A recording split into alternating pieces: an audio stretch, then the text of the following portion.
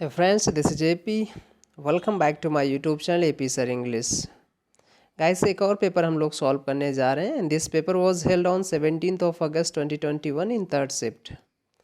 Friends, कुछ खास आपको नहीं करना होता है इन वीडियोस को देखने के लिए। One thing you will have to do that you sit down with a pen and paper to jot down all the things that I am going to tell through this videos if it is required सो।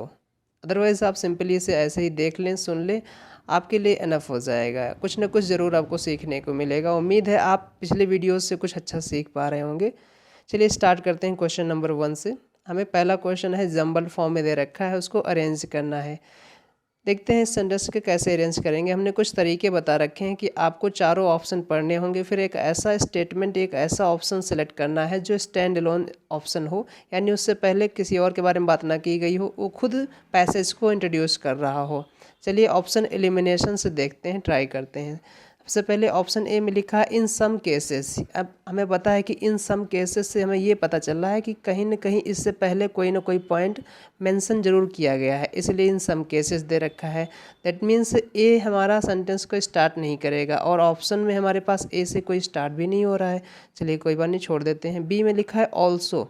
जैसे हमारे पास कुछ words मिल जाए, also आ जाए, therefore आ जाए, to आ जाए, इन सब से हमें ये पता चलता है कि कहीं ना कहीं ये सेंटेंस किसी न किसी के बाद मेंशन किए गए हैं, यानी इनसे पहले कोई ना कोई ज़रूर मेंशन हो चुका है। दैट मीन्स बी से भी हम स्टार्ट नहीं करेंगे, यानी जो बी से स्टार्ट हो रहा होगा वो भी गलत हो जाएगा।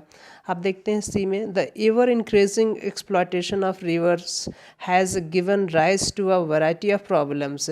मतलब ये कह रहा है कि नदियों में जो लगातार बढ़ोतरी हो रही है पानी की, उनका एक्सप्लॉयटेशन की, उससे कई सारी प्रॉब्लम्स पैदा हो रही हैं।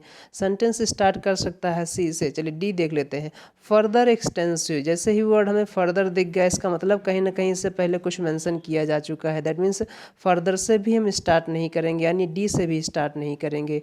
तो जो डी से स्टार्ट हो रहे हैं वो भी गलत हो जाएंगे। ऑप्शन एलिमिनेशन से हमने देखा कि हमारे पास 3 और 4 जो ऑप्शन थे वो हमारे पास एलिमिनेट हो गए, यानी कि उनसे तो स्टार्ट नहीं होगा सेंटेंस। हमारे पास ऑप्शन बचा है first and second, that means option बचा है सी से स्टार्ट होने वाला। तो क्या सी से स्टार्ट होगा? चलिए देखते हैं। बिल्कुल सी से स्टार्ट अगर हम सेंटेंस करें, the ever increasing exploitation of river has given rise to a variety of problems. Variety of problem से ध्यान दीजिएगा। In some cases the problem of the lowering of the river, in some cases, कुछ cases में, यानी सी के बाद ए, सी के बाद ए इज़ अ पेयर, है ना, सी ए एक पेयर बन जाएगा। अब सी ए देखिए किस में है, सी ए इसमें नहीं है क्योंकि ये ऑप्शन तो हमारे पास पहले ही ख़त्म हो गए थे। सी डी और सी ए बचा है, तो हमारे पास सी ए है। बिल्कुल छोटा सा हमने पढ़ा और पता चल गया हमें। फिर दे रखा है ऑल्सो अनदर प्रॉब्लम। जाहिर सी बात है पहले ये प्रॉब्लम मेंशन करोगे, इसके बाद ये प्रॉब्लम आएगी, तो ए के बाद बी आने वाला है। कितना लॉजिकल, कितना आसान तरीके से आप इन जंबल को सॉल्व कर ले रहे हो। तो आपका क्या आंसर होने जाना चाहिए? Option number 1 is going to be your right answer. C A B D is going to be your right answer. C A B D जो इसमें उन्होंने मेंशन कर रखा है ना, सी ए बी डी, ये इसका सही से आंसर हो जाएगा, C A B D. So moving on, next question number 2 देखते हैं। क्वेश्चन नंबर 2 अगेन हमारा जंबल का है, देखते हैं। जंगल जब इसमें कह रहा है कि अब देखिए ऑप्शन एलिमिनेशन अगेन फॉलो कर रहा है। यहाँ पर ही दे रखा है। जनरली ध्यान दीजिएगा, अगर सेंटेंस हमारा प्रोनाउन से स्टार्ट हो रहा है तो सेंटेंस स्टार्ट कर सकता है, बशर्ते हमें ये देखना है कि इससे पहले कहीं इसका नाउन ना दे रखा हो, क्योंकि जनरली जो प्रोनाउन होते हैं वो नाउन की जगह पर ही यूज किए जाते हैं। तो ए के बाद हमने देखा कि अनिल दे रखा है। अनिल हमारा हमें पता है ना मैस्कुलिन जेंडर में है और ही उसका प्रोनाउन है, तो हम पहले तो बी को प्रेफर करेंगे। दैट मीन्स ए से जो स्टार्ट हो रहा होगा तो उससे तो स्टार्ट नहीं कर पाएंगे, यानी ए से थर्ड ऑप्शन गलत हो जाएगा। अब पढ़ते हैं B, Anil bought a car last week. पिछले सप्ताह, लास्ट वीक है, ध्यान दीजिएगा, जहाँ भी लास्ट वीक आ जाए, एगो आ जाए, वो सेंटेंस मेरा पास्ट टेंस में रहता है। तो इन्होंने देख रखा है बॉट जो है वो सेकंड फॉर्म है किसकी, बाई की।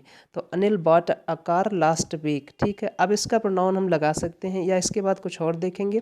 फिर कह रहा है अनफॉर्चुनेटली, दुर्भाग्यवश क्या हुआ, the car met with an accident today. The car met with an accident today, यानी कि अब देखिए हमारा सेंटेंस जो स्टार्ट होगा वो बी से स्टार्ट होगा, हमें पता चल गया, क्योंकि सेंटेंस में इंट्रोडक्टरी पार्ट अनिल है ना, अनिल के बारे में बात की जा रही है। तो अब हमारे पास यही हमारा स्टैंड अलोन सेंटेंस होगा जो पैसेज को स्टार्ट करेगा, तो बी से स्टार्ट करेंगे। अब बी से स्टार्ट करेंगे तो सी वाला भी खत्म हो जाएगा, हमारे पास दो ऑप्शन अगेन बचे फर्स्ट और सेकेंड में। अब बी के बाद कह रहा है कि unfortunately the car met with an accident, यही लगाएंगे, यानी बी के बाद हम सी को ही लगाएंगे। रीज़न यही है क्योंकि अगर हम ए को लगा रहे हैं तो फिर स्पॉट पे नहीं बना, वो बात नहीं बनेगी, फिर हमें डी भी दे रखना पड़ेगा ना। तो इस चीज़ को देखिए, यानी बी के बाद सी आएगा। अब बी सी तो आ जाएगा है ना, बी सी हमारे पास खैर ऑप्शन में भी सेकंड वाले में है, पहले वाले में बी ए दे रखा है तो पहले ही गलत हो जाएगा, हमारे पास जो ऑप्शन है वो सेकंड सही हो जाएगा। और भी अगर देखना चाह रहे हो तो देख सकते हो, बड़ा ही आसान है, किसी से ज़्यादा चर्चा नहीं करेंगे। आगे बढ़ते हैं, क्वेश्चन नंबर थर्ड देखते हैं। क्वेश्चन नंबर थर्ड जो है हमारे फाइंड करना है हमें, एंटोनिम फाइंड करना है। एंटोनिम बोले तो फिर हमें अगेंस्ट वर्ड बताना है। अब मीनिंग हमें बतानी है सेग्रीगेट की। सबसे पहले मीनिंग समझिए, सेग्रीगेट का मतलब क्या होता है, अलग करना, टू सेपरेट करना। सेपरेट की स्पेलिंग कई बार पूछी गई है, ध्यान दीजिएगा, SEPARAT होता है, याद रखिएगा है ना। सेपरेट की स्पेलिंग याद रखेंगे, इसमें कई जगह ई देख के दे देते हैं एग्जाम में और वही एरर हो जाती है, सेपरेट है ना। तो सेपरेट की स्पेलिंग SEPARATE होता है, ये चीज़ याद रखिएगा। तो सेग्रीगेट के सिनोनिम से अगर आप सुनना चाहें सुनते रहिएगा, और अगर नोट कर रहे हैं तो ज़रूर नोट करते रहिएगा। एक तो इसका मैंने सिनोनिम बता ही दिया, सेपरेट हो जाएगा, और भी सुनते रहिए। इसका सिनोनिम सेट अपार्ट है ना, किसी चीज़ को सेट अपार्ट कर देना, अलग अलग हिस्सों में ब्रेक कर देना, उसे भी तो बोलते हैं ना, सेग्रीगेट कर देना, सेट अपार्ट कर देना। आइसोलेट वर्ड आपने सुना ही रखा होगा, आइसोलेट भी इसका सिनोनिम हो जाएगा। आपने इंसुलेट वर्ड सुन रखा होगा, इंसुलेट, ये भी इसका सिनोनिम हो जाएगा। ये जो मैं सिनोनिम बता रहा हूँ बहुत ही इंपॉर्टेंट है, क्योंकि ये कहीं ना कहीं पूछे गए हैं। पार्टीशन तो आपको पता ही है इसका सिनोनिम हो सकता है ना, पार्टीशन भी इसका सिनोनिम हो जाएगा। तो पार्टीशन हो जाएंगे। जैसे आपने डिटैच वर्ड सुन रखा होगा, डिटैच, अब जैसे डिटैच हो गया, ये सब वर्ड बिल्कुल लोकल है, आप सबको पता होंगे, डिटैच हो गया। क्वारंटाइन वर्ड जरूर सुन लीजिए, क्योंकि कोविड की वजह से ये वर्ड ज़्यादा चर्चा में है, क्वारंटाइन है ना। तो क्वारंटाइन भी इसका सिनोनिम हो जाएगा, QUARANTINE है ना, क्वारंटाइन भी इसका सिनोनिम हो जाएगा। इस चीज़ को सुनते रहिएगा और समझते रहिएगा। और भी सिनोनिम सुन लीजिए, क्वारंटाइन हो गया यहाँ पर। डिवोर्स भी इसका सिनोनिम हो सकता है, डिवोर्स, डिवोर्स वही ला डिवोर्स जो आप समझ रहे हो ना। डिवोर्स में भी तो अलग अलग चीज़ें होती हैं, अलग हो जाती हैं, डिवोर्स भी सिनोनिम हो जाएगा। सिक्वेस्टर क्या वर्ड आपने सुना है, सिक्वेस्टर, SEQUESTER, सिक्वेस्टर। बहुत सारी वोकैब्स हैं मेरे पास, मैं मास्टर हूँ वोकैब का, ध्यान दीजिएगा। डिसकनेक्ट भी इसका सिनोनिम हो जाएगा, डिसकनेक्ट, डिसकनेक्ट भी इसका सिनोनिम हो जाएगा, डिसकनेक्ट हो जाएगा। सेक्लूड वर्ड आपने सुन रखा है क्या, सेक्लूड भी इसका सिनोनिम हो जाएगा। तो सेक्लूड भी इसके सिनोनिम, मैंने बहुत सारे सिनोनिम आपको बता दिए हैं, तो ये सारे इनके सिनोनिम हो जाएंगे, किसके, सेग्रीगेट के। अब हमें बताना था यहाँ पर एंटोनिम। अब इन सब का मतलब है, सेग्रीगेट का मतलब है अलग कर देना। अब कोरिलेट का मतलब होता है वन रिलेशन मेक करना है ना, किसी चीज़ के बारे में बताना, जैसे एक चीज़ से दूसरी चीज़ के बारे में रिलेट करना, उसे को रिलेट बोलते हैं। तो ये तो इसका एंटोनिम नहीं होगा ना, सिनोनिम ही होगा, ध्यान दीजिएगा। इंटीग्रेट का मतलब होता है जोड़ना। अब सेग्रीगेट का मतलब होता है अलग करना, इंटीग्रेट का मतलब होता है जोड़ना। इंटीग्रेट से मिलता जुलता एक और वर्ड आता है इसी से मिलता जुलता, वो से बोलते हैं एसोसिएट है ना, एसोसिएट भी इसका एंटोनिम हो जाएगा, किसका, सेग्रीगेट का। असिमिलेट वर्ड आपने सुन रखा होगा, असिमिलेट भी इसका क्या हो जाएगा, एंटोनिम हो जाएगा, क्योंकि असिमिलेट का मतलब होता है चीज़ों को शामिल करना, इकट्ठा करना है ना। तो ये इसका एंटोनिम हो जाएगा, यानी integrate is going to be your right answer. Implicate का मतलब होता है किसी को फंसा देना, यानी किसी जाल में फंसा देना, किसी क्राइम में फंसा देना, उसे इम्प्लीकेट बोलते हैं ना। अच्छा, अपनी लैंग्वेज में अगर बात करें तो लपेटे में ले लेना, बोलते नहीं, उसको लपेटे में ले लिया, इनक्रिमिनेट कर दिया है ना, इनक्रिमिनेट कर दिया, इनक्रिमिनेट है ना, ध्यान दीजिएगा, इनक्रिमिनेट कर दिया उसे भी बोलते हैं ना, लपेटे में ले लिया यानी फंसा दिया, जाल में फंसा दिया है ना। एल्यूड वर्ड सुन रखा है आपने, एल्यूड बना है एल्यूजन से, एल्यूजन जो है वो हमारा हो जाएगा नाउन, और एल्यूड जो लिख रखा है ये है वर्ब। एल्यूड का मतलब होता है इशारा करना या संकेत देना है ना, इशारा करना या संकेत देना, और एल्यूजन का मतलब क्या हो जाएगा, संकेत या फिर इशारा, क्योंकि ये नाउन है। उम्मीद है सब कुछ समझ में आ रहा होगा। आगे बढ़ते हैं, क्वेश्चन नंबर फोर्थ देखते हैं। क्वेश्चन नंबर 4 में कह रहा है कि एंटोनिम फाइंड करना है हमें। अगेन एंटोनिम किसका फाइंड करना है? डिवाइडिंग का। कितना आसान वर्ड है डिवाइडिंग, मतलब चीज़ों को ब्रेक कर देना, अलग अलग कर देना। अभी इससे पहले जो सेग्रीगेट वर्ड हमने बताया है वो सेम इसका सिनोनिम हो जाएगा डिवाइडिंग का, है ना। तो डिवाइडिंग भी इसका सिनोनिम है। अब डिवाइडिंग जैसे आपने वर्ड सुन रखा होगा, डिवैरिकेट आपने वर्ड सुन रखा है क्या? इसका सिनोनिम हो जाएगा। कई बार पूछा गया है, याद रखिएगा, डिवैरिकेट, है ना। डिवैरिकेट, डिवैरिकेट, ध्यान दीजिएगा, इसका सिनोनिम हो जाएगा। बाइफरकेट वर्ड आपने सुन ही रखा होगा, बाइफरकेट, है ना। बाइफरकेट वर्ड आपने सुन रखा होगा। बाइफरकेट बेसिकली हम तब लगाते हैं जब हमें चीज़ों को दो बराबर भागों में बांटना हो, तो उसे हम बाइफरकेट बोलते हैं। ध्यान दीजिएगा इस चीज़ को।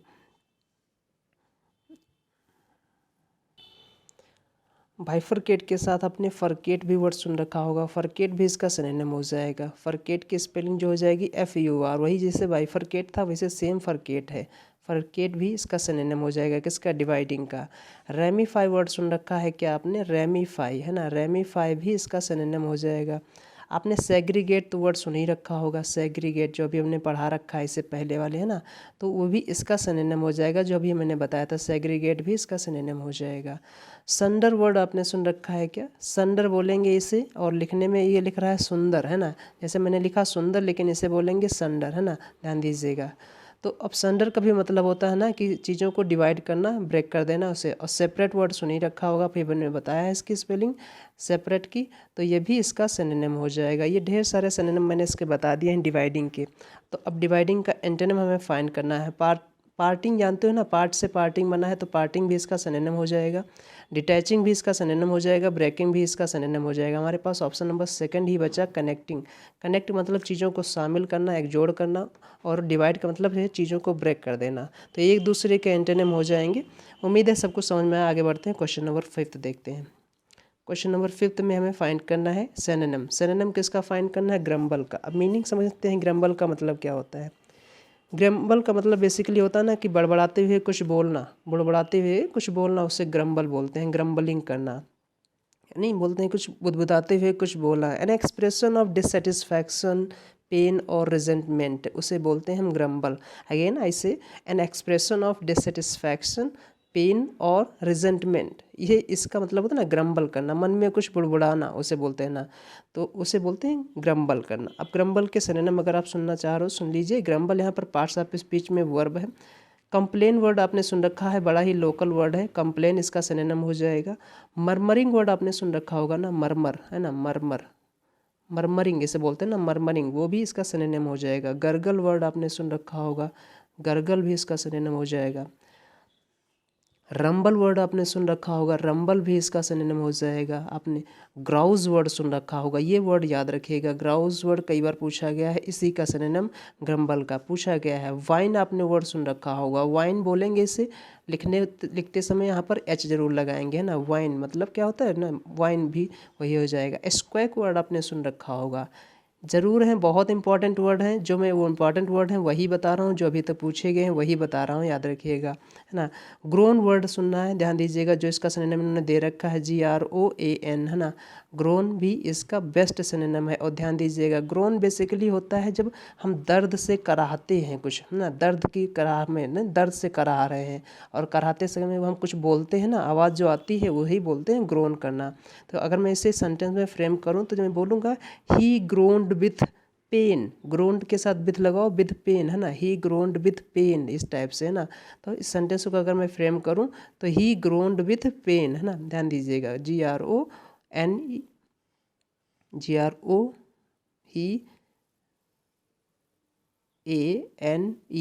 ग्रोन्ड विथ, है ना, ग्रोन विथ पेन, इस टाइप से बोलेंगे ना, ही ग्रोन विथ पेन, इस टाइप से सेंटेंस को बोलेंगे। तो ग्रोन भी इसका सिनोनिम हो जाएगा। विम्पर आपने वर्ड सुन रखा होगा, विम्परिंग, WHIMPER, ये भी इसका बेस्ट सिनोनिम हो जाएगा। यामर वर्ड आपने सुन रखा है क्या? बहुत ही अच्छा वर्ड है, अगर नहीं सुना है तो जरूर इसे नोट करिएगा, पूछा गया है यामर, है ना, सीजन मेंस में पूछा गया है ये वर्ड। ग्रीवांस तो वर्ड आपने जानते ही हो, ग्रीवांस बहुत ही लोकल वर्ड हो गया है अब तो, GRIEVANC, ये है ना, ग्रीवांस भी इसका लोकल वर्ड हो गया है, ये सभी को पता हो गया होगा। ब्लीट वर्ड आपने सुन रखा है क्या? ब्लीट, BBLEAT ब्लीट हो जाएगा। ग्राउल वर्ड जरूर सुन लीजिएगा, ग्राउल।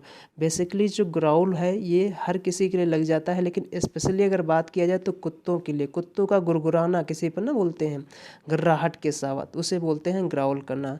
तो गुरगुराना आदमी भी गुर्राते हैं, कुत्ते भी गुर्राते हैं, लेकिन बेसिकली ये कुत्तों के लिए लगता है। लेकिन अब यहाँ पर सिनोनिम की बात की जाए तो ग्राउल भी इसका सिनोनिम हो जाएगा।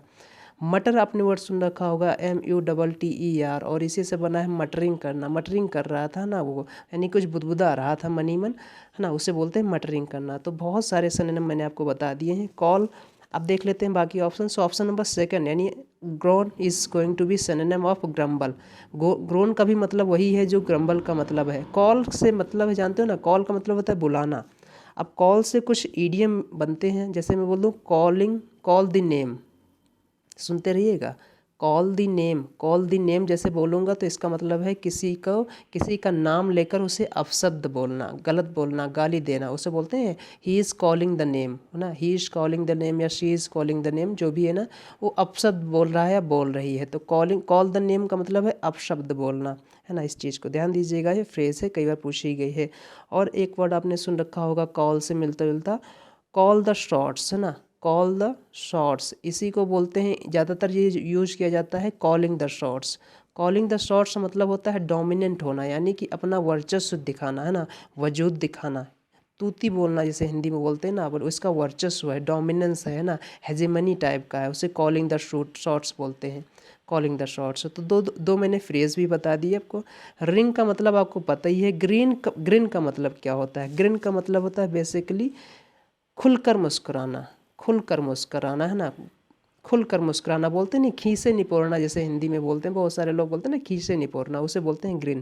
ध्यान दीजिएगा, ग्रिन के साथ, अच्छा ग्रिन हमारे पास यहाँ पर पता है कि ये वर्ब भी है और नाउन भी है। अगर ये नाउन होगा तो इसका मतलब है मुस्कुराहट या मुस्काना, और ग्रिन का मतलब है ये भी है किसे निपोड़ना, ध्यान दीजिएगा। तो ये वर्ब और नाउन दोनों तरह यूज किया जाएगा। अगर सेंटेंस में फ्रेम करूँ तो शी ग्रिन्ड एट मी हो जाएगा, याद रखिएगा। जैसे लाफ एट समबडी होता है, वैसे यहाँ पर इसके साथ भी प्रीपोजिशन कौन आएगा? एट आएगा, याद रखिएगा इस चीज़ को, है ना।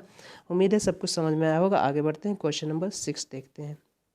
क्वेश्चन नंबर 6 में हमें सब सेंटेंस इंप्रूवमेंट की बात करनी है। देखते हैं क्या कोई इंप्रूवमेंट की रिक्वायरमेंट है या नहीं है। नो वन आर, हमें जैसे पता चला कि नो वन लिखा है, नो वन के बाद हमें पता ना क्या होना चाहिए था, सब्जेक्ट सिंगुलर है हमारा, जो सब्जेक्ट सिंगुलर है तो वर्ब भी हमारी सिंगुलर आएगी। ध्यान दीजिएगा, नो यहाँ पर क्या है, पार्ट्स ऑफ स्पीच में ये एडजेक्टिव है, वन प्रोनाउन की तरह बात कर रहा है ना जैसे।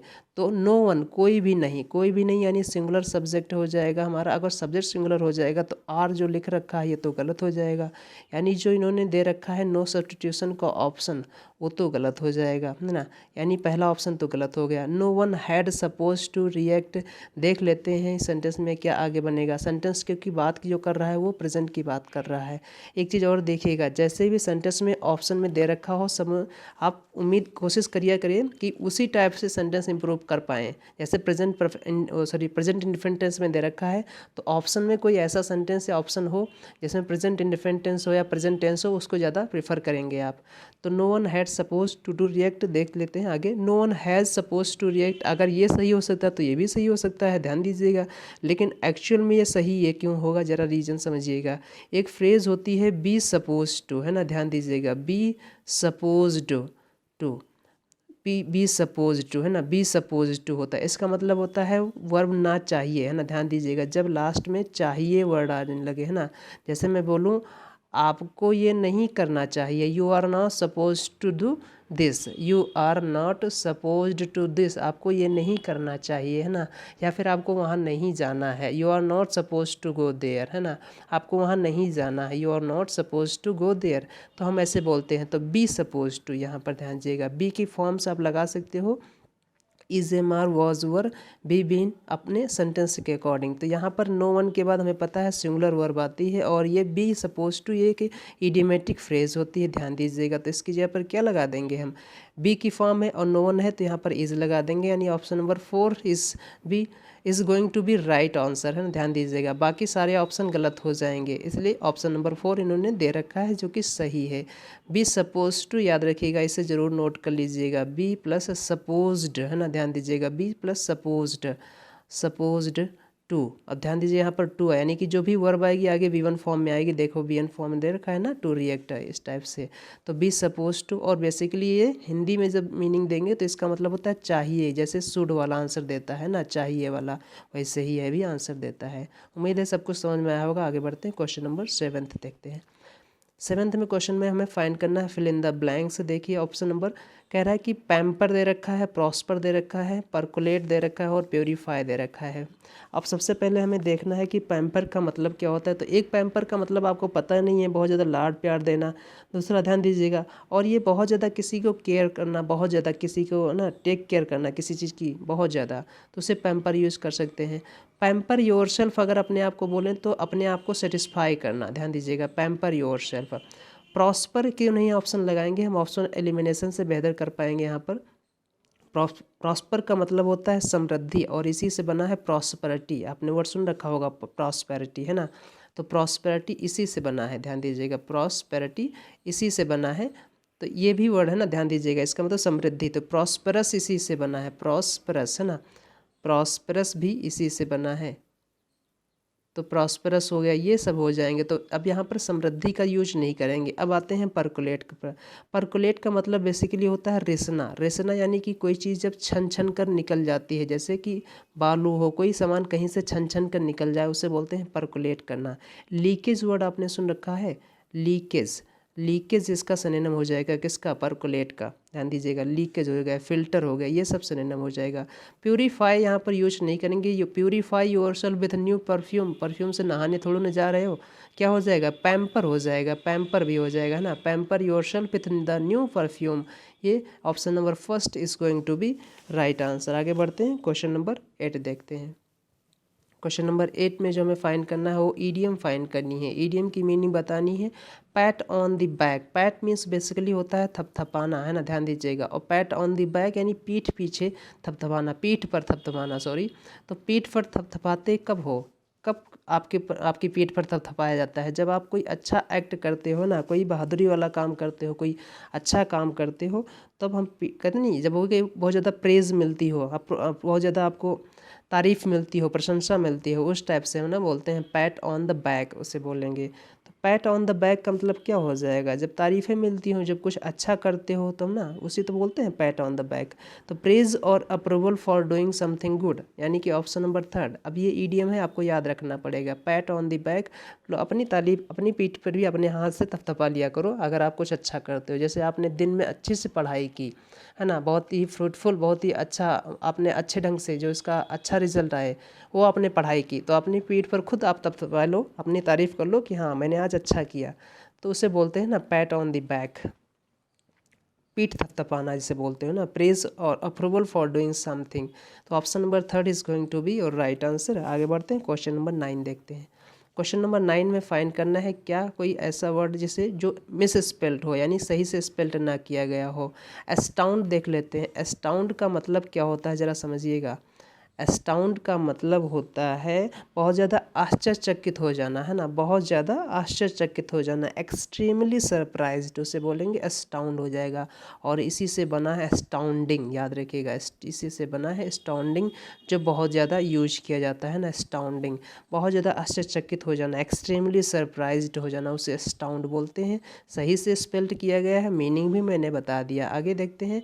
एड्रेस की स्पेलिंग गलत है। एड्रेस की स्पेलिंग जो होती है ADDRESS होती है, याद रखिएगा। इन्होंने सिंगल डी दे रखा है, वही गलत हो जाएगा।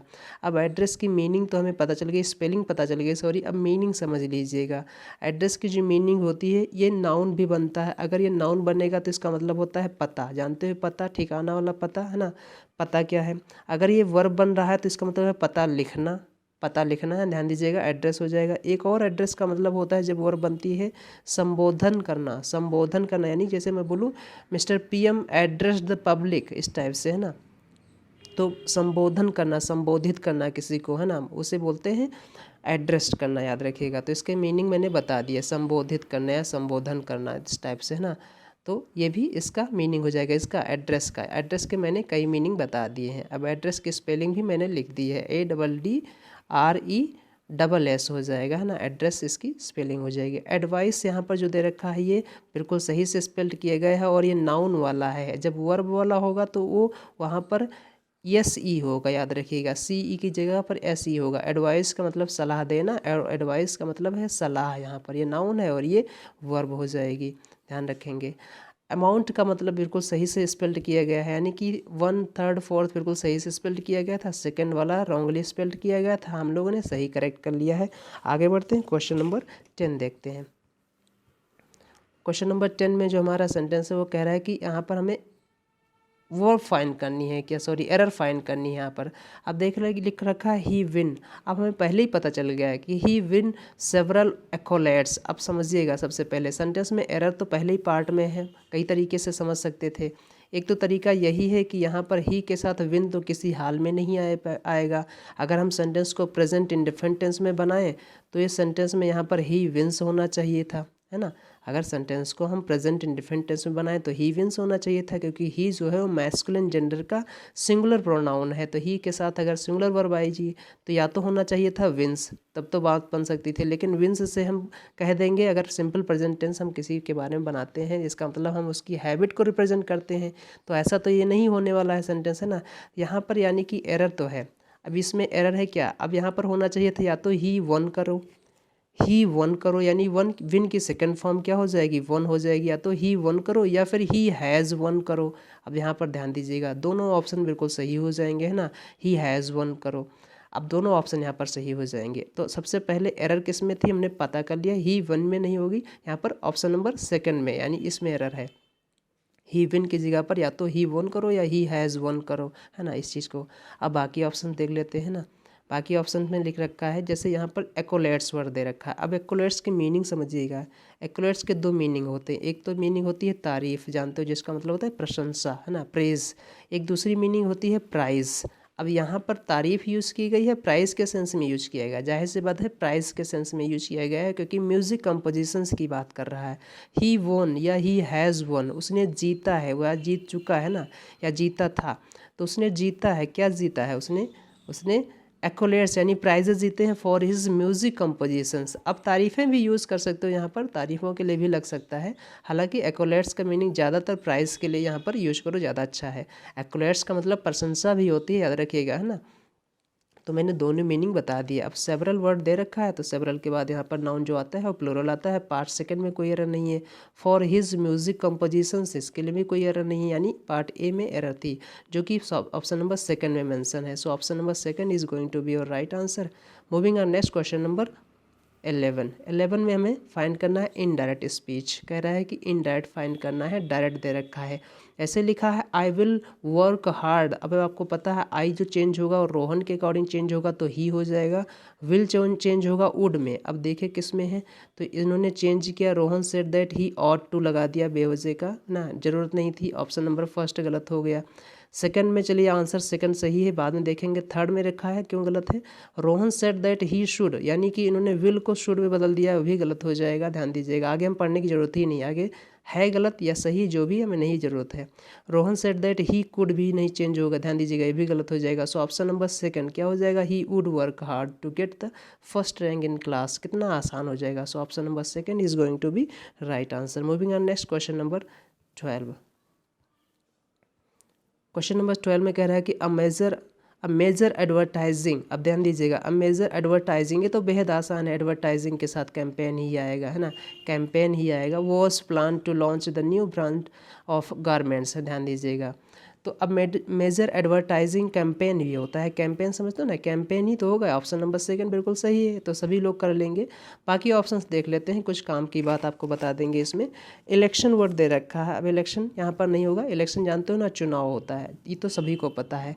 एक चीज़ बड़े काम की मैं बताने वाला हूँ, द स्टडी ऑफ इलेक्शन क्या कहा जाता है, द स्टडी ऑफ इलेक्शन, है ना, द स्टडी ऑफ इलेक्शन को क्या कहा जाता है, यानी वन वर्ड सब्सटीट्यूशन में अगर मैं बात करूं तो उसे क्या बोलेंगे, द स्टडी ऑफ इलेक्शन को क्या बोलेंगे बताइए। तो स्टडी ऑफ इलेक्शन को आप लोग बोलते हैं सिफोलॉजी, है ना, सिफोलॉजी। सिफोलॉजी की स्पेलिंग मैं लिख दे रहा हूँ, अच्छे से सुनिएगा, समझिएगा। सिफोलॉजी, सिफोलॉजी होगा जो OPS से स्टार्ट होगा, PSE, सिफोलॉजी, है ना, वर्ड सुन रखा है ना, PHOLOGY, GY, है ना। सिफोलॉजी, सिफोलॉजी बोलेंगे। सिफोलॉजी का मतलब होता है to study the trend of election, to study the trend of election, उसे बोलते हैं सिफोलॉजी। और ऐसा करने वाले इंसान को या इंसानों को जो बोलेंगे, जो ऐसे जो हमारे कर्मी जो करेंगे, जो हमारे ऑफिसर्स करेंगे, उनको बोलते हैं सिफोलॉजिस्ट। याद रखिएगा, सिफोलॉजिस्ट उनको बोलते हैं। तो मैंने एक वर्ड आपको बता दिया इलेक्शन के बारे में। कैंपेन हमारा सही आंसर हो जाएगा। एम्बुश का मतलब क्या होता है ज़रा समझ लीजिए। एम्बुश का मतलब क्या होता है? एम्बुश का मतलब होता है घात लगा के बैठना। ध्यान दीजिएगा, घात लगाना बोलते नहीं, घात लगा के बैठा था, मारने के लिए, किसी पर अटैक करने के लिए घात लगाना, बैठा, घात लगा के बैठा था ना। तो टू अटैक बाय सरप्राइज, है ना। ध्यान दीजिएगा, to attack by surprise, by surprise,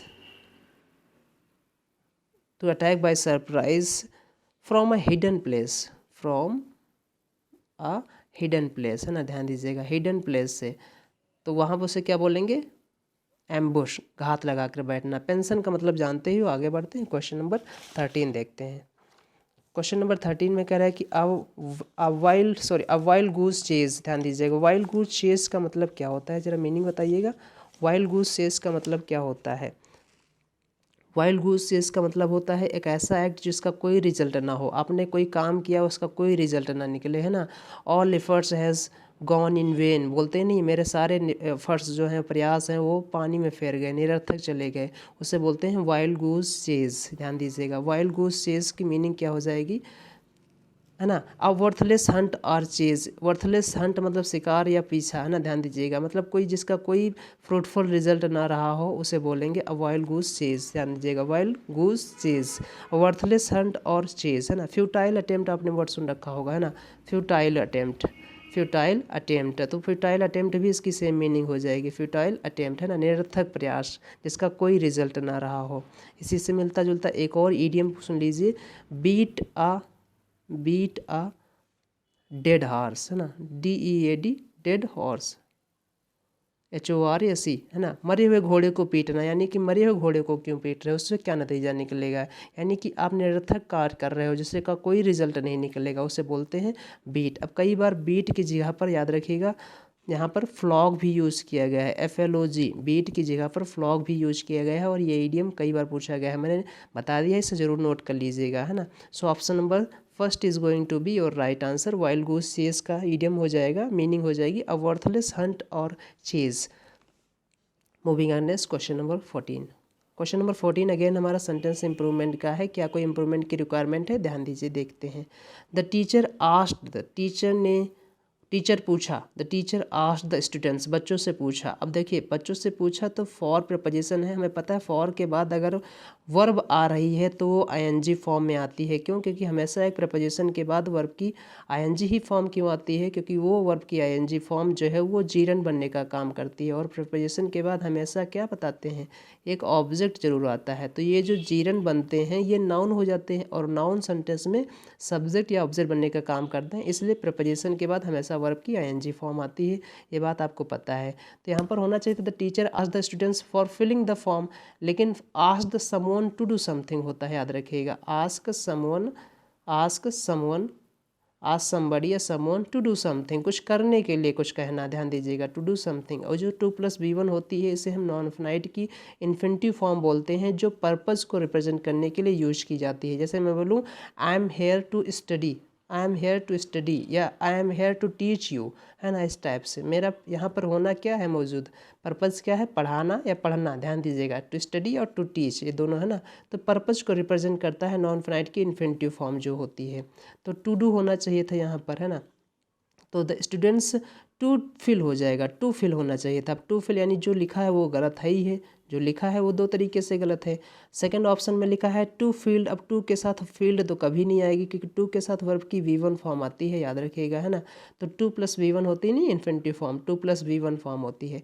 students for field, for के साथ भी कभी भी फील्ड नहीं आएगी, इसके साथ हमेशा या तो वर्ब की ING फॉर्म आएगी या कोई नाउन आ रहा होगा, है ना।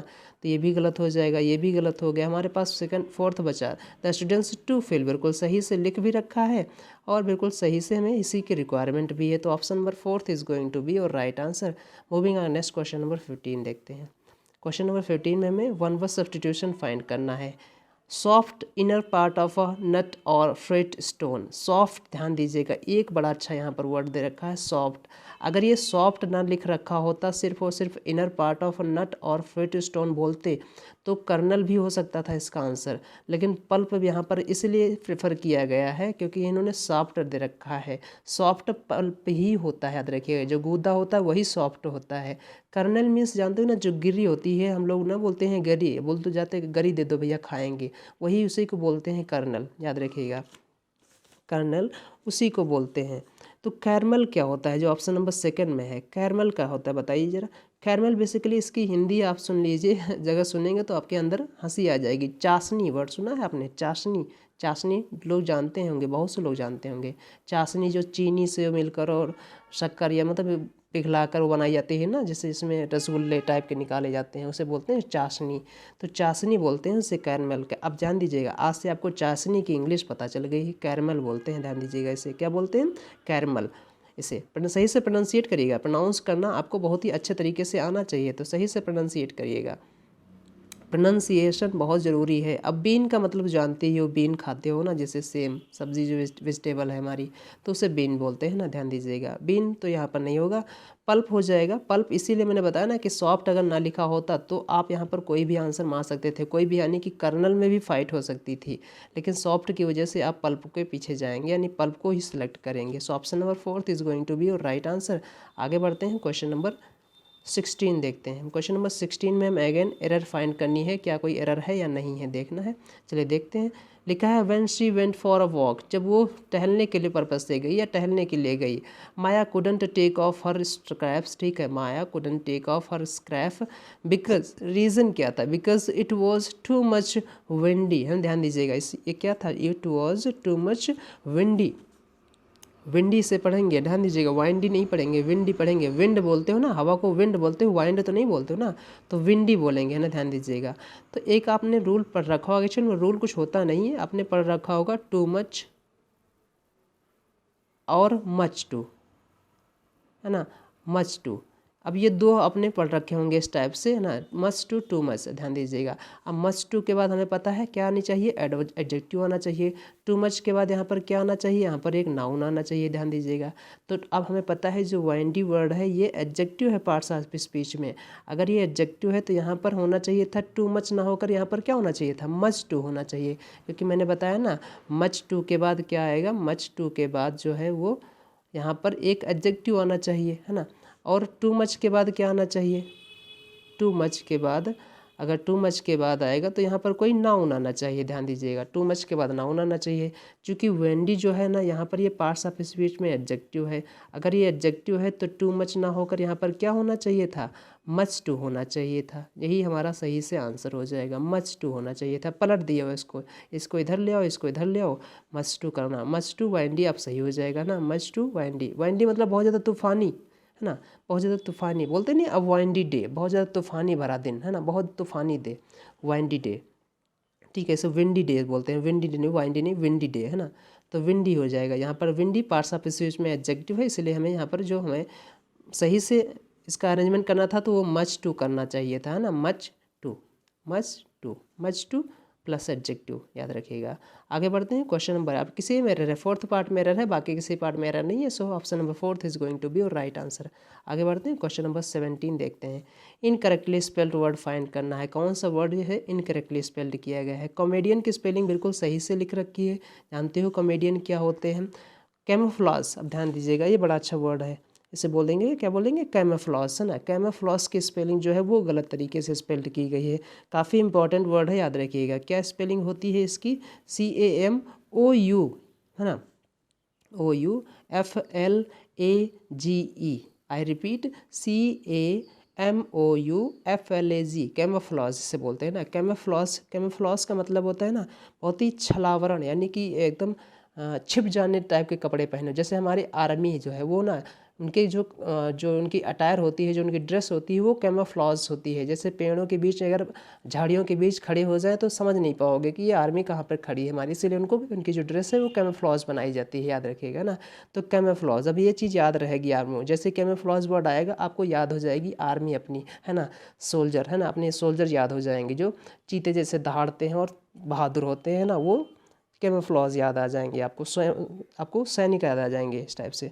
तो कैमोफ्लेज वर्ड इसकी स्पेलिंग यही होती है जो मैंने बोला है। इसका सिनोनिम अगर मैं बात करूँ तो मैस्कुरेड वर्ड आपने सुन रखा होगा, है ना, मैस्कुरेड, मैस्कुरेडिंग इस टाइप से, है ना, तो मैस्कुरेड हो जाएगा। तो कैमोफ्लेज की स्पेलिंग जो है वो सही से स्पेल्ड मैंने बता दिया है, जो यहाँ पर लिखी है वो गलत तरीके से स्पेल्ड की गई थी, गलत तरीके से स्पेल्ड की गई थी। तो option number second is going to be your right answer, है ना। कस्टर्ड क्या होता है, ध्यान दीजिएगा। कस्टर्ड बेसिकली एक स्वीट डिश होती है, स्वीट डिश। अब बेसिकली ये जो स्वीट डिश बनती है ये दूध और अंडा और चीनी से मिलाकर बोलते हैं ना, उसे बोलते हैं कस्टर्ड। बेसिकली स्वीट डिश होती है, वो सही से स्पेल्ड की गई है, कोई एरर नहीं है। कारवां भी बिल्कुल सही से स्पेल्ड किया गया है। कारवां जानते हो ना, जत्था हो जो चलती हैं गाड़ियों का, है ना, वो कोई मिनिस्टर जा रहा हो, कोई बड़ा अधिकारी जा रहा हो, कोई मंत्री जा रहा हो ना, इस टाइप से, तो उसके पीछे जो गाड़ियों का दल चलता है उसे भी बोलते हैं कारवां। कारवां हालांकि और भी तरीके से यूज कर सकता है, जैसे अभी कांवरिया लेकर, है ना, भक्ति जो भगवान शिव के भक्त होते हैं हम लोग, जैसे हम ना, हमारे घर में भी लोग भैया लोग जाते हैं ना, तो उसे भी बोलते हैं कारवां। एक तरफ से एक साथ लोगों का जाना, है ना, एक डायरेक्शन में जाना, किसी एक पर्पज़ के लिए जाना जहाँ पर, तो उसे बोलते हैं ना कारवां जा रहा है। बहुत ही अच्छा लगता है, क्या बहुत ही अच्छा दृश्य होता है, कितना अच्छा लगता है वो चीज़ें, उसे बोलते हैं कारवां। कारवां बिल्कुल सही से स्पेल्ड किया गया। आगे बढ़ते हैं, क्वेश्चन नंबर 18 देखते हैं। 18 में हमें फाइंड करना है पैसिव वॉइस, है ना। Who wrote the Ramayana. अब देखिए इस पैसिव, इस सेंटेंस का पैसिव दो तरीके से बना सकते हैं, या तो आप बनाओ बाई होम से, है ना, बाई होम, बाई होम, या एक और तरीका है आप हु से स्टार्ट करो और लास्ट में जाके बाई लिख दो, है ना, ये भी एक तरीका है सही बनाने का। तो दोनों तरीके इसमें है, कौन तरीका लिख रखा है देखिए, जहाँ पर बाई होम लिखा है पहला ही गलत हो जाएगा, क्योंकि बाई होम नहीं करेंगे, बाई होम करेंगे, है ना। अब by home was that who wrote the Ramayana, इस चीज़ को समझिएगा। इन्होंने देयर लिख रहा है कि by home was that, who was that लगा दिया इन्होंने, जबकि ये होना नहीं चाहिए था। हु रोट द रामायणा का सिंपल बन जाए by whom was the Ramayana written, है ना। वर्ब की थर्ड फॉर्म आनी चाहिए, क्योंकि आपको पता है ना बी प्लस वर्ब की थर्ड फॉर्म क्या बनाती है, पैसिव बनाती है। तो यहाँ पर वी की वर्ब की थर्ड है ही नहीं, तो गलत हो जाएगा। Who was that who wrote, ये भी गलत हो जाएगा, कोई ऑप्शन ही नहीं है, सारे ऑप्शन तो गलत है ना, उल्टा सीध के हैं। तो ऑप्शन नंबर फोर्थ बिल्कुल सही है, by whom was the Ramayana written. अब इसी सेंटेंस को हम लिख सकते थे who was the Ramayana written by, ये भी एक तरीका हो जाएगा जो मेंस में अक्सर पूछा जाता है, याद रखिएगा, है ना। So option number fourth is going to be your right answer. Moving on next question number 19। Question number 19 में जो फाइंड करना है वो हमें सिनोनिम फाइंड करना है, किसका, वांडर का। अब वांडर का मतलब जानते हो ना, का तो वांडरिंग करना, वांडरिंग जानते हो ना, इसकी हिंदी मीनिंग सुनिए कितना अच्छा लगता है। मारा मारा फिर रहा है वो, है ना, मारा मारा फिर रहा है, मारा मारा फिर रहा है, मतलब कोई काम काज नहीं, मारा मारा फिर रहा है ना, मारा मारा फिरना उसे बोलते हैं ना गांव में अक्सर कि मारा मारा फिर रहा है।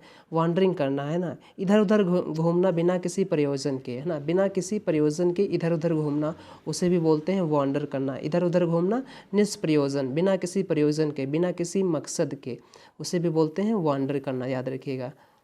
वंडर, यहाँ पर वंडर नहीं है, WONDER वंडर तो होता है आश्चर्यचकित हो जाना, आश्चर्यचकित होना, लेकिन यहाँ पर है WANDR, ये चीज़ याद रखिएगा, है ना।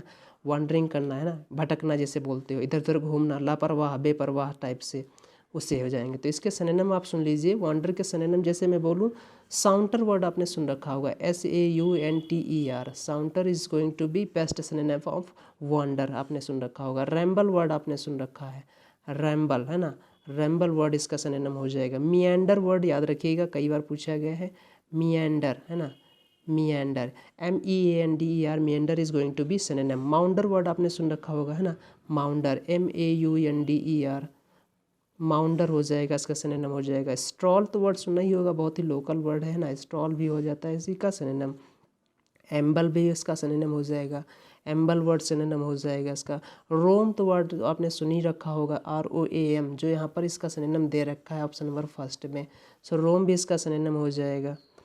इसका अगर मैं इडियोमेटिक एक्सप्रेशन बताऊं तो इसकी इडियोमेटिक एक्सप्रेशन होती है stretch, ESTRETCH, stretch one's legs, है ना। ये भी इसका सेम इडियोमेटिक मीनिंग है कि इसका मतलब क्या होता है, स्ट्रेच वंस लेग्स मतलब रोम करना, इधर उधर, रोमिंग करना, वॉन्डरिंग करना, इधर इधर उधर घुटना, मतलब घूमना, भटकना। एक और वर्ड आपने सुन रखा होगा रोब, है ना, और रोब से बना है रोबिंग, ये ज़्यादातर चर्चित रहता है, द हिंदू में बहुत ज़्यादा होता है ये रोबिंग वर्ड, आपने सुन रखा होगा ना, पढ़ रखा होगा। रोबिंग का मतलब भी होता है घूमना, टहलना। अच्छा, वो लोग जो बिना किसी पर्पज़ के घूमते रहते हैं इधर उधर, उन्हें बोलते हैं खानाबदोश हिंदी में, और इंग्लिश में बोलते हैं नोमैडिक। आपने वर्ड सुन रखा होगा ना, नोमैडिक, नोमैडिक टाइप का, है ना। वैगाबॉन्ड आपने वर्ड सुन रखा होगा, वैगरेंट आपने वर्ड सुन रखा होगा, वैगरेंट, है ना, वैगरेंट भी होता है ना, खानाबदोश, है ना, बंजारा टाइप के जो होते हैं, एरेंट जो होते हैं, VANT। ये बहुत सारे वर्ड मैंने बता दिए। अगर आप अच्छे से रिवीजन कर रहे हो, कितना कुछ खास आपको सीखने को मिल रहा होगा। तो बहुत सारे सिनोनिम मैंने बता दिए। Roam is going to be synonym of wander, option number first. Run जानते हो, भागना होता है, सिंग जानते हो, थिंक जानते हो, इनमें कोई चर्चा करने की बात नहीं। आगे बढ़ते हैं, क्वेश्चन नंबर 20 देखते हैं। क्वेश्चन नंबर 20 में हमें फाइंड करना है वन वर्ड सब्सटीट्यूशन, है ना, ध्यान दीजिएगा, हमें वन वर्ड सब्सटीट्यूशन फाइंड करना है, इस चीज़ को बताना है। A news article that reports the recent death of a person, है ना, जो पर्सन की डेथ के बारे में कोई न्यूज़ बताए, खबर बताए, उसे क्या बोलते हैं, तो उसे ऑबिचरी बोलते हैं। बिल्कुल सही से दे रखा है, ऑप्शन नंबर थर्ड, है ना। जैसे हिंदी में बोलेंगे क्या, शोक समाचार, है ना, शोक समाचार, शोक समाचार बोलेंगे, है ना, इसी से तो उसे बोलते हैं ऑबिचरी, ध्यान दीजिएगा। निधन सूचना जिसे बोलते हो ना, तो ऑबिचरी बोलते हो इस चीज़ को। मॉर्चरी क्या होता है, मॉर्चरी समझते हो ना, मॉर्चरी होती है बेसिकली अ रूम और usually in a hospital, a room usually in a hospital where dead bodies are kept, है ना, जहाँ पर डेड बॉडीज़ रखी जाती हैं उसे मॉर्चरी बोलते हैं। बेसिकली ये हॉस्पिटल में किसी एक कमरे की बात करता है ना, मॉर्चरी होता है। एडिटोरियल आपको पता है, रिव्यू के बारे में आपको पता है ना, तो बाकी सारे ऑप्शंस आपके बारे में पता ही है। मॉर्चरी और ऑबिचरी मैंने आपको बता दिया। आगे बढ़ते हैं, क्वेश्चन नंबर 21 देखते हैं। 21 हमारा पैसेज आ गया। चलिए आसानी से और अच्छे तरीके से करते हैं, थोड़ा सा पानी पी लेते हैं।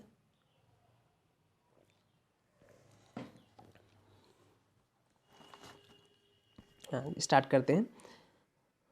पैसेज करने का तरीका मैंने बता दिया है कि एक बार आप पैसेज को अच्छे से पढ़ जाया करें। बेसिकली ये प्री की बात है, तो प्री में तो 4 ही 5 ऑप्शन होते हैं, जो कि आपको 1-2 मिनट लगेगा समझने में। 1 मिनट बहुत है समझने में लगता है। पैसेज पढ़ लिया करो पूरा, और उससे बहुत सारे आइडियाज़ आपके दिमाग में डेवलप हो जाएंगे कि पैसेज की टोन क्या है, पैसेज का टेंस क्या है, पैसेज नेगेटिव है या पॉजिटिव है, किसके बारे में बात कर रहा है, क्या प्रोनाउन है, क्या नाउन है, ये सारी चीज़ें आपको पता चल जाएंगी। जैसे मैंने कहा बेन कमिटेड, अब बेन कमिटेड व्हाट, कमिटेड कुछ तो किया होगा, उसने क्या किया, बेन कमिटेड। अब जैसे हमें पता चला कि Ben committed, committed transitive verb है, कमिटेड अ क्राइम, है ना। अब क्राइम आ गया वर्ड, क्राइम यहाँ पर सिंगुलर दे रखा है। अब देखिए मच जो है वो भी हमारा अनकाउंटेबल नाउन के लिए यूज किया जाता है। क्राइम तो काउंटेबल है, काउंट किया जा सकता है। मच का यूज हम कंपेयर करने के लिए भी करते हैं, लेकिन यहाँ पर जनरली मच का यूज जो है वो अनकाउंटेबल नाउन के लिए यूज किया जाता है। मेनी का यूज एक ऐसे नाउन के साथ किया जाता है जो काउंटेबल हो लेकिन प्लूरल हो इनके साथ है। तो मेनी क्राइम्स होता तो मेनी लगा सकते थे, इसलिए मेनी भी नहीं लगाएंगे। तो ऑप्शन नंबर फर्स्ट खत्म हो गया, फोर्थ खत्म हो गया। हमारे पास ऑप्शन बचे ए और एन। हमें पता है जो क्राइम वर्ड है वो कॉन्सोनेंट साउंड रिप्रेजेंटिंग वर्ड है। कॉन्सोनेंट साउंड रिप्रेजेंटिंग वर्ड जो होते हैं उनके पहले हम आर्टिकल अगर सिंगुलर हैं तो ए लगाते हैं, याद रखिएगा। तो यहाँ पर option number A is going to be your right answer. उम्मीद है अच्छे से समझ में आया होगा। बेन कोई लड़का, कोई आदमी है, बेन कमिटेड अ क्राइम, ध्यान दीजिएगा, Ben committed a crime, when कब उसने क्राइम किया था, कम कमिट किया था, ध्यान दीजिएगा, when he dash a bank, when he dash a bank. अब आगे बढ़ते हैं, क्वेश्चन नंबर 22 में देखते हैं। Ben committed a crime, Ben committed a crime. अब हमें ऑप्शन देखना है, when he dash a bank. अब देखो नोटिस किया, बैंक को नोटिस किया क्या, तब किया नहीं, ऐसा तो नहीं है, मीनिंग नहीं निकल रहा। क्राइम किया तो कुछ बैंक के साथ कुछ तो किया होगा, है ना, ध्यान दीजिएगा। नोटिस करने से कोई क्राइम थोड़ा ना हो गया। अब देखो लाइक करने से भी कोई क्राइम नहीं हो गया, क्राइम नेगेटिव वर्ड है। एंटर प्रवेश करने से भी कोई क्राइम नहीं होगा। कहीं किसी जगह पर आप प्रवेश कर गए, इसका मतलब आपने क्राइम नहीं किया। ये कोई क्राइम की कैटेगरी में नहीं आया कि बैंक में आप गए, क्योंकि बैंक जो होती है सार्वजनिक होती है, कोई भी आ जा सकता है। तो वहाँ पर बैंक में एंटर करने से आप क्राइम तो नहीं हुई है। तो ये तीनों ऑप्शन आप ऑटोमेटिक खत्म हो गए। रॉब्ड वर्ड दे रखा है ना, Ben committed a crime when he robbed a bank, बिल्कुल सही, जो उसने बैंक को लूट लिया, बहुत अच्छा किया। है ना, पैसे नहीं होंगे खाने पीने के लिए तो लूट लिया सीधे बैंक की, बहुत अच्छा किया है ना। तो बैंक को जब उसने लूट लिया तो उसने क्राइम किया इस चीज़ को, मज़ा आ रहा है, तो क्राइम किया इस चीज़ को। तो ऑप्शन नंबर यहाँ पर क्या हो जाएगा, रॉब्ड हो जाएगा, बिल्कुल। So Ben committed a crime when he robbed a bank, ध्यान दीजिएगा। समोन, अब देखो यहाँ पर समोन आ गया सब्जेक्ट, ध्यान दीजिएगा। समोन सिंगुलर है तो अगर, लेकिन हमें पता है जो टेंस पैसेज का जो टेंस चल रहा है वो पास्ट में चल रहा है ना। आगे बढ़ते हैं, क्वेश्चन नंबर 23 देखते हैं। क्वेश्चन नंबर 23 में देखा है, कह रहा है कि someone dash the crime and told the police. अब देखो पुलिस को किसने कब बताया होगा, जब जाहिर सी बात है उसने देखा होगा ऐसा करते हुए, है ना। जैसे वो चश्मदीद गवाह हुआ होगा तभी तो उसने बताया होगा। जैसे मैंने कुछ करते हुए किसी को देखा तभी तो मैं किसी को बताऊंगा। तो वो समवन डैश, अब देखो समवन मूव्ड मीन्स चला जाना, तो ऐसा तो नहीं हुआ होगा। विटनेस मीन्स होता है देखना, जैसे बोलते हैं चश्मदीद गवाह, अगर इसी के पहले लगा देते हैं आई विटनेस तो इसे बोलते हैं चश्मदीद गवाह, याद रखिएगा, है ना। विटनेस जिसे बोलते हो ना, तो विटनेस यहाँ पर क्या हो जाएगा, साक्षी वर्ड आपने सुन रखा होगा, साक्षी, साक्षी है, गवाह है मेरा, है ना, गवाह है इस टाइप से। तो साक्षी होना, गवाह होना, विटनेस होना। विटनेस नाउन भी बन सकता है गवाह, और विटनेस वर्ब भी बन सकती है, गवाही देना, साक्षी देना, ध्यान दीजिएगा। तो यहाँ पर वर्ब की तरह यूज की गई है। समवन विटनेस्ड, कुछ किसी ने देखा था, क्या देखा था, क्राइम करते हुए, वो गवाह था, द क्राइम, है ना। एंड टोल्ड द पुलिस, और किसने बताया, पुलिस को उसने बता दिया। तो अब देखो क्या होगा आगे, द पुलिस चार्ज्ड हिम। अब ऑप्शन नंबर लिखा है चार्ज्ड हिम, ऑप्शन नंबर पढ़ते हैं किसमें, 24 में, 24 में ध्यान दीजिएगा। अब ये तो बड़ा ही आसान है, जिन लोगों को पता है तो ठीक है, नहीं पता है तो सुन लीजिए। जब चार्ज वर्ब के बारे में, है ना, चार्ज वर्ड के बारे में याद रखिएगा, चार्ज वर्ड। अब चार्ज वर्ड के बारे में सुनिए, कई मीनिंग आपको इसके पता होंगे। एक तो मीनिंग आपको पता है ना, चार्ज करना, अपना मोबाइल बैटरी कुछ भी चार्ज करते हो वो चार्ज करना मीनिंग हो गई। एक तो चार्ज करना होता है पैसा वसूलना, ध्यान दीजिएगा, वसूली करना उसे भी बोलते हैं चार्ज करना। जैसे मैं बोलूँ पुलिस चार्ज्ड 500 रुपीज़, है ना, पुलिस ने 500 रुपये चार्ज कर लिए मुझसे या उससे, किसी इंसान से, इस टाइप से, तो उससे भी बोलते हैं चार्ज करना। ध्यान दीजिएगा इस चीज़ को, चार्ज के कई मीनिंग है। तो चार्ज का मतलब होता है एक तो वसूलना, अब दूसरा, एक दो मीनिंग बता दिए, चार्ज करना, वसूलना। अब तीसरा मीनिंग एक और ही इसका होता है, क्या होता है, जब किसी को किसी क्राइम में फंसाना, ध्यान दीजिएगा, किसी पर कोई दोष लगाना, तो उसके लिए हम बोलते हैं, वर्ड याद रखिएगा, उसके लिए क्या बोलेंगे,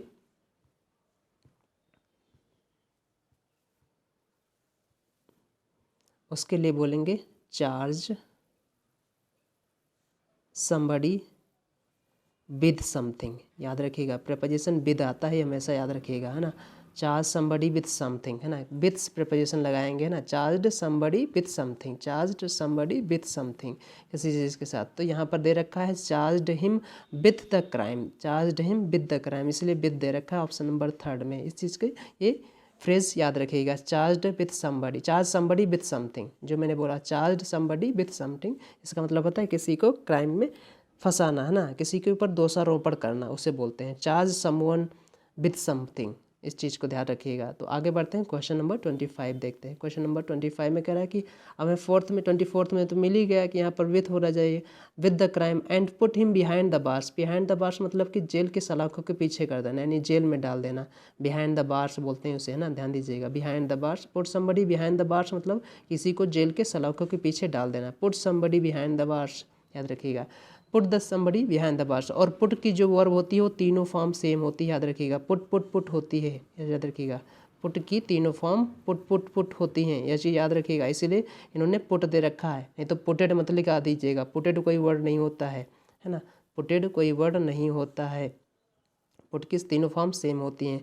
25 में कह रहा है कि दे आल्सो एक्यूज्ड। अब एक्यूज्ड के साथ भी एक और फ्रेज समझ लीजिए, एक्यूज समवन, एक्यूज समवन या समबडी, है ना, ध्यान दीजिएगा, ऑफ समथिंग होता है, इसके साथ जो प्रेपोजिशन आएगा वो ऑफ आता है, याद रखिएगा, एक्यूज समवन ऑफ समथिंग होता है। तो यहाँ पर इन्होंने देखो ऑफ लगा, देखो ऑफ यहाँ पर लगा है ना, ये भी एक हमने आपको बता दिया phrase, accused his twin brother. और पुलिस, और उन्होंने किसको एक्यूज कर दिया, और उन्होंने एक्यूज किया, दोषी ठहराया किसको, हिज ट्विन ब्रदर, उसके जो उसका दूसरा जो भाई था, उसका जो मतलब ना जुड़वा भाई था, ट्विन ब्रदर था, बिल, जिसका नाम बिल था, उसको भी उन्होंने दोषारोपण में डाल दिया, उसके ऊपर भी आरोप उन्होंने लगा दिया। और बीइंग हिज, उसका क्या होना। अब देखिए क्राइम में किसी का सपोर्ट करने के लिए जो वर्ड आता है वो अकॉम्प्लिश वर्ड आता है, याद रखिएगा, किसी क्राइम में अगर कोई आपका सहयोगी है जो आपके साथ क्राइम करने में आपका सपोर्ट कर रहा हो, उसे हम बोलते हैं अकॉम्प्लिस। याद रखिएगा, कौन सा अकॉम्प्लिस, ACCOMPLICE वाला, CE वाला याद रखिएगा, क्योंकि एक और अकॉम्प्लिश होता है जो होता है ACCOMPLISH। इस अकॉम्प्लिश का मतलब होता है किसी एक्ट को समाप्त करना, वो भी सफलतापूर्वक। याद रखिएगा, अकॉम्प्लिश करना, मैंने अपना एक्ट जो है, मेरा अपना टास्क है वो अकॉम्प्लिश्ड कर दिया। याद रखिएगा, तो अकॉम्प्लिश्ड यानी SH वाला जो होगा, इसका मतलब होता है ये पॉजिटिव है ना। ये किसी एक्ट को, किसी टास्क को समाप्त करना बहुत ही अच्छे तरीके से। इसीलिए इसी से मिलता जुलता, इसी से जो बना नाउन है, इसी से बना जो नाउन है मैं बता रहा हूँ, इसी से जो बना नाउन है वो है अकॉम्प्लिशमेंट। वर्ड सुन रखा है, अकॉम्प्लिशमेंट। अकॉम्प्लिशमेंट की जो ध्यान दीजिएगा, इसकी मीनिंग जो होती है उसका मतलब होता है उपलब्धि। उपलब्धि है ना, उपलब्धि, उपलब्धि, अकॉम्प्लिशमेंट। तो अकॉम्प्लिशमेंट पॉजिटिव वर्ड है। मैं फिर से बता दे रहा हूँ, क्राइम में अगर कोई सपोर्ट कर रहा है आपको, तो उसके लिए जो वर्ड आता है उसे सहयोगी बोलते हैं, उसे अकॉम्प्लिश बोलते हैं। याद रखिएगा, है ना, अकॉम्प्लिश, क्योंकि सहयोगी हिंदी में इसकी भी यही मीनिंग है, सहयोगी। और सहयोगी कलीग भी हमारे होते हैं, लेकिन ये जो कलीग वर्ड है ये पॉजिटिव वर्ड है। कलीग हमारे वो होते हैं जो हमारे कार्यस्थल पर, है ना, ऑफिस में जो हमारे साथ काम करते हैं, उनको बोलते हैं कलीग हैं हमारे, है ना, सहयोगी हैं, उन्हें भी कलीग बोलेंगे। लेकिन कलीग पॉजिटिव वर्ड है ना। और अकॉम्प्लिस जो दे रखा है ये नेगेटिव वर्ड है। किसी क्राइम में जो आपका साथ दे उसे अकॉम्प्लिस बोलेंगे। कार्यस्थल पर काम साथ दे, जहाँ पर आपकी ड्यूटी है, आपके ऑफिस है, वहाँ पर जो लोग आपके साथ काम करते हैं उन्हें सहयोगी बोलते हैं, उन्हें कलीग बोलेंगे। याद रखिएगा, है ना। तो दो ऑप्शन बड़े ही अच्छे यहाँ पर दे रखे हैं, मैंने अच्छे से आपको एक्सप्लेन किया है। अकॉम्प्लिशमेंट वगैरह में मैंने SH वाले में भी बता दिया है आपको कि उसका मतलब होता है किसी चीज़ को अच्छे से सफलतापूर्वक समाप्त करना, और अकॉम्प्लिशमेंट का मतलब होता है उपलब्धि। बाकी ऑप्शन देख लेते हैं। एडमायरर का मतलब होता है प्रशंसक। ध्यान दीजिएगा, एडमायरर का मतलब होता है प्रशंसक, तो प्रशंसक भी यहाँ पर नहीं हो जाएगा। एडवेंचरर का मतलब होता है साहसी, यानी साहसी जो बहुत ज़्यादा ना, बहुत ही सख्त काम करे, उस टाइप से एडवेंचरर बोलते हैं ना। एडवेंचरर वाला, मुश्किल भरा टास्क वाला, उसे साहसी बोलते हैं।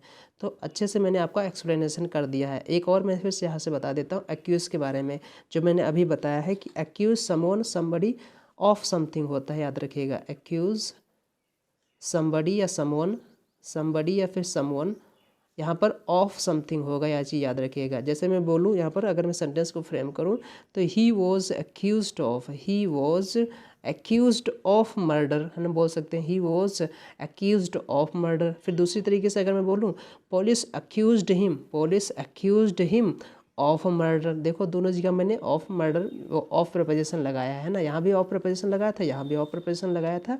तो इसी से मैंने आपको अच्छे से एक्सप्लेन कर दिया। So with this we have come to an end. हमने एक और पेपर सॉल्व कर लिया है। उम्मीद है आपको अच्छे से आप रिवीजन कर रहे होंगे।